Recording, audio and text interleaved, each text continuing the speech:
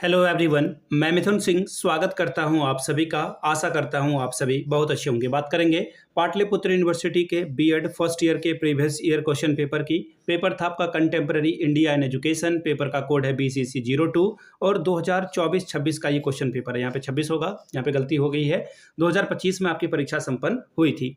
आगे बढ़े उससे पहले मैं आपको बता दूं, पिछले 5 साल के जितने भी प्रीवियस ईयर क्वेश्चन पेपर हैं, सारे क्वेश्चन पेपर की PDF आपको 49 में अवेलेबल करा दी जाएगी। दूसरी बात, 199 रुपये में आपको सजेशन प्रोवाइड कर दिया जाएगा।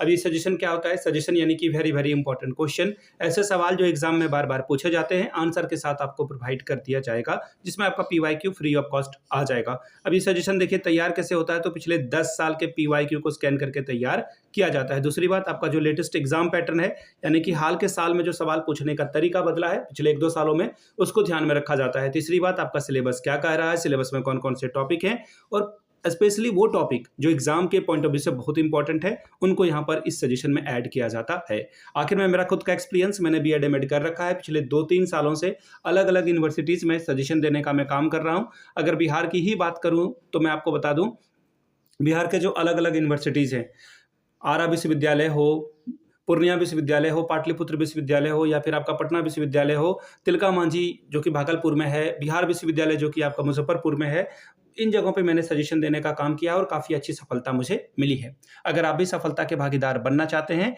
तो यहाँ से मेरी ईमेल ID आप देख लें, yourmithunsingh@gmail.com पे आप मुझे मेल कर सकते हैं। इंस्टा पे अगर आप हो, डू फॉलो मी @imithunsingh। बाकी आप मुझे व्हाट्सअप कर सकते हैं 7979054474 पे। तो चलिए आगे बढ़ते हैं और देखते हैं कि किस तरह का सवाल एग्जाम में पूछा गया था BCC2 में। ये रहा आपका पेपर। यहाँ से आप देख पाएंगे PPU यानी कि पाटलिपुत्र यूनिवर्सिटी का BCC2 2025 में परीक्षा हुई थी। सेशन था 24-26 का। पेपर का नाम contemporary India in education. Paper का कोड भी यहाँ पे है और 80 में से अगर आप 36 लाते हो तो आपका काम बन जाएगा। 3 घंटे का वक्त आपके हाथ में है। चलिए सेक्शन A की बात कर लेते हैं। शॉर्ट टाइप के सवाल हैं। 10 दूनी 20 नंबर आपको मिलेगा, यानी कि 10 2 R 20 स्कोर कर सकते हो आप। हर एक सवाल के लिए 2 मार्क्स आपको मिलेगा अगर आप करेक्ट करते हो तो। पहला है यूनिवर्सल एजुकेशन क्या है, व्हाट इज यूनिवर्सल एजुकेशन। सार्वभौमिक शिक्षा से आप क्या समझते हैं या फिर इसे क्या कहा जाता है? तो देखिए, सार्वभौमिक शिक्षा का मतलब बिना किसी भेदभाव के बच्चे के बैकग्राउंड, यानी कि उसकी जाति, धर्म, लिंग, रंग या फिर उसका जो इकोनॉमिक सिचुएशन है, यानी कि आर्थिक स्थिति है, उसको बिना जो है देखे हुए, बिना समझे हुए जो है समान रूप से शिक्षा प्रदान करने के अवसर को ही यूनिवर्सल जो है एजुकेशन कहा जाता है। कहने का मतलब है कि बच्चा गरीब हो, अमीर हो, किसी भी जाति, धर्म, लिंग से हो, मेल फीमेल हो, उससे फर्क नहीं पड़ रहा है और आप उसे जो है पढ़ाने के लिए तत्पर हो, फ्री एंड कंपलसरी एजुकेशन दे रहे, उसे यूनिवर्सल एजुकेशन कहते हैं।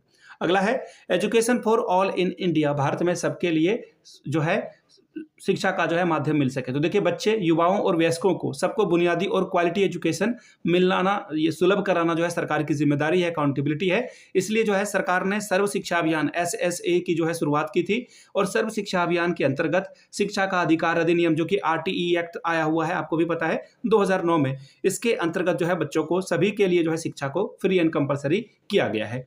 आगे देखिए, तीसरा क्या है, नेशनल एडल्ट एजुकेशन प्रोग्राम, राष्ट्रीय प्रौढ़ शिक्षा कार्यक्रम से आप क्या समझते हैं? तो देखिए, NAEP मैं आपको जो है बता दे रहा हूं, इन पॉइंट को जरूर नोट कर लीजिएगा। जो भी हो सकता है इस वीडियो में शॉर्ट में आपको बता रहा हूं, बाकी जो सजेशन लेंगे उनको तो पता चल ही जाएगा।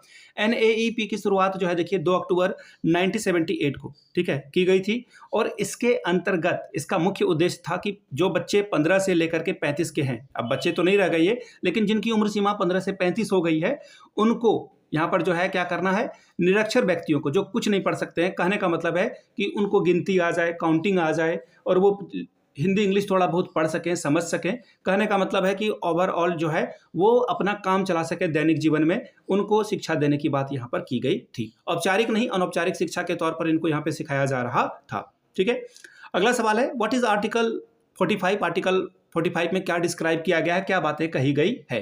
तो देखिए, भारतीय संविधान के आर्टिकल 45 में कहा गया है कि बच्चों के लिए जो है निःशुल्क और अनिवार्य शिक्षा का प्रबंध रहेगा। ध्यान दीजिएगा, फ्री एंड कंपलसरी एजुकेशन, ठीक, ये ध्यान में रखना है आपको।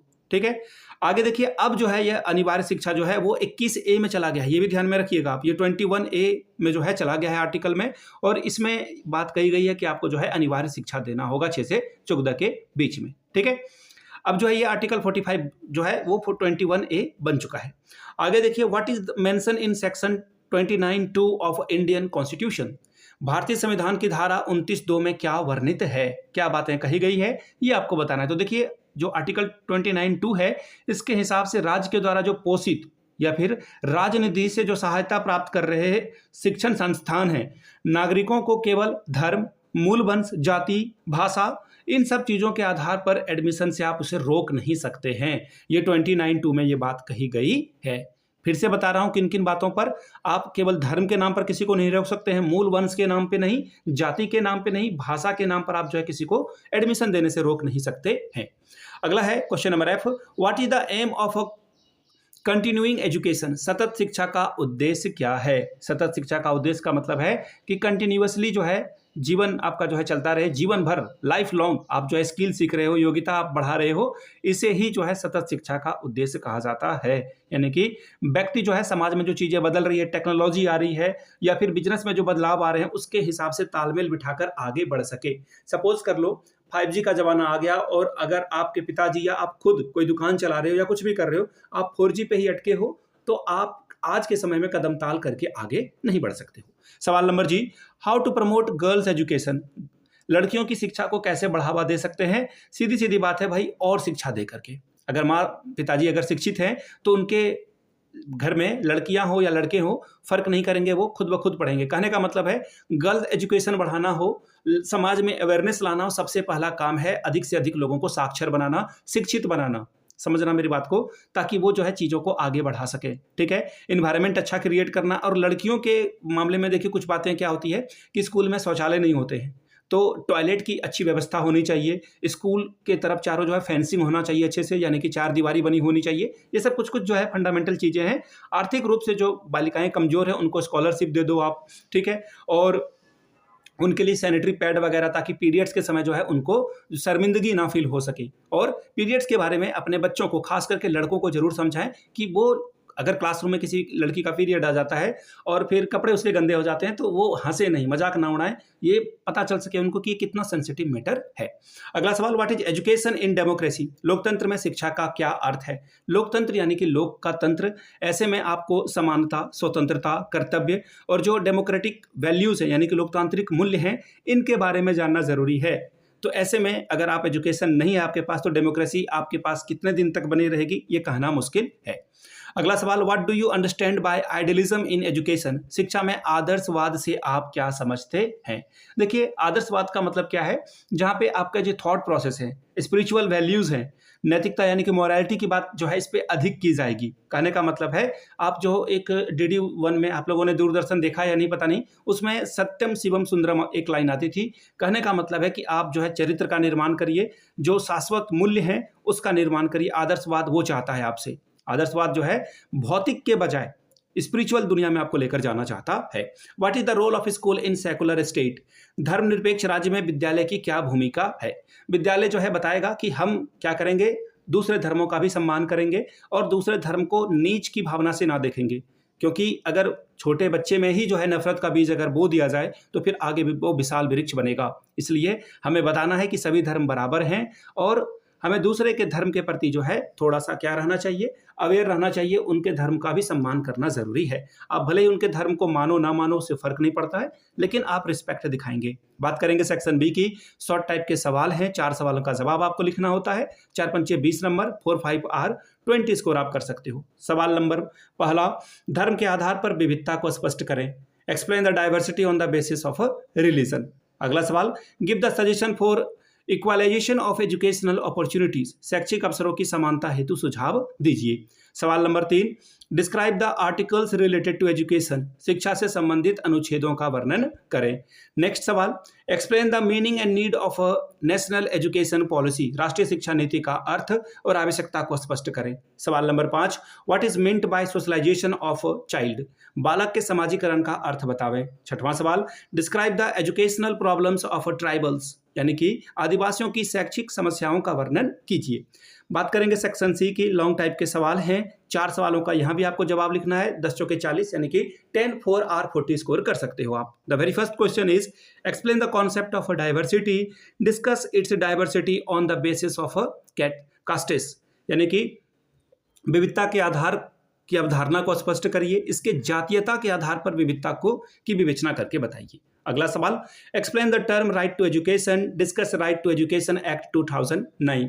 शिक्षा का अधिकार पद को स्पष्ट कीजिए, शिक्षा का अधिकार अधिनियम 2009 की विवेचना करें। सवाल नंबर 3, what is pragmatism, how has it influenced the theory and practice of education. प्रयोजनवाद क्या है, शिक्षा के सिद्धांत और कार्य प्रणाली को इसने किस प्रकार प्रभावित किया है। देखिए, प्रैग्मेटिज्म के बारे में मैं आपको बता देता हूं। प्रैग्मेटिज्म जो है लर्निंग बाय डूइंग को प्रमोट करता है, रियल लाइफ को प्रमोट करता है, जहां पर बच्चे खुद से चीजों को करके सीखते हैं, एरर करके सीखते हैं। अब देखो, बच्चा अगर ग्लास से पानी पी रहा है, कुछ पानी जो है उसके सट में गिर रहा है और ये पहली दफा हो रहा है, बच्चे को रोकिए मत कि शर्ट खराब हो जाएगा, जूते भीग जाएंगे। बच्चे को पानी पीने दीजिए। बच्चा 2-3 बार, 2-3 दफ़ा, 4 दफ़ा, 10 दफ़ा पानी पिएगा, गिरेगा और वो फिर जो है एडजस्ट करना सीख जाएगा। सेम इसी तरह से है, बच्चे को खाना खुद खाने दीजिए। आधा खाना वो भले ही ज़मीन पे गिरा दे, टेबल पे गिरा दे, बच्चे को खाना दीजिए, तो बच्चा जो है खुद ब खुद खाने के लिए सीखेगा। सेल्फ डिपेंडेंट बच्चों को शुरू से ही ट्रेनिंग देने की ज़रूरत है।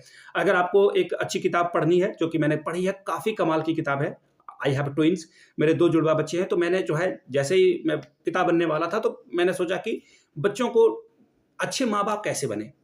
तो मैंने क्या किया, वो किताब पढ़ी और काफ़ी मुझे जो है हेल्प मिली है, और उसी से मैं जो भी आपको बातें बता पा रहा हूँ, उसी किताब के थ्रू जो है आपको मैं बता पा रहा हूँ, उसी के लेंस से आपको सारी बातें दिखा रहा हूँ। देखिए, उस किताब में एक सबसे अच्छी बात ये कही गई है कि कभी भी बच्चे को स्ट्रिक्ट पेरेंट मत बनिए।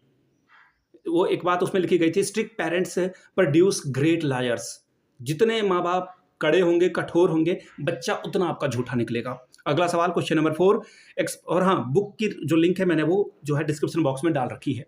Explain the recommendation of Janardhan committee on universalization of elementary education, UEE. सार जो प्राथमिक शिक्षा है उसके सार्वभौमिकरण पर जनार्दन समिति के संतुतियों की व्याख्या करें। सवाल number 5, comment on the view that the report of a Indian Education Commission of 1966 in the first serious attempt at evolving of a comprehensive scheme of a national system of education in India। इस मत की समालोचना कीजिए कि 1966 के भारतीय शिक्षा आयोग की रिपोर्ट भारत में राष्ट्रीय शिक्षा प्रणाली की एक व्यापक योजना का प्रथम जो है वास्तविक प्रयास है।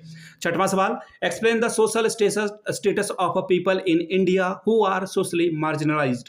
भारत में समाज के हाशिए पर स्थित लोगों की सामाजिक स्थिति की व्याख्या कीजिए। द एंड हो चुका है, यानी कि पेपर आपका जो है C2 या फिर आप इसे BCC2 कहें, पेपर 2 कहें, खत्म हो चुका है पाटलिपुत्रा का। अगर आपको पिछले 5 साल का PYQ चाहिए तो ये आपको 49 में, अगर आपको सजेशन चाहिए तो 199 रुपये में आपको ये प्रोवाइड कर दिया जाएगा। यहाँ से मेरी ईमेल आईडी आप देख लें, yourmithunsingh@gmail.com पे आप मुझे मेल कर सकते हैं। इंस्टा पे अगर आप हो, डू फॉलो मी @imithunsingh। बाकी आप मुझे व्हाट्सअप कर सकते हैं 7979054474 पे। वीडियो को आपने यहाँ तक देखा, प्यार दिया, इसके लिए आप सभी का बहुत बहुत शुक्रिया। Have a good day.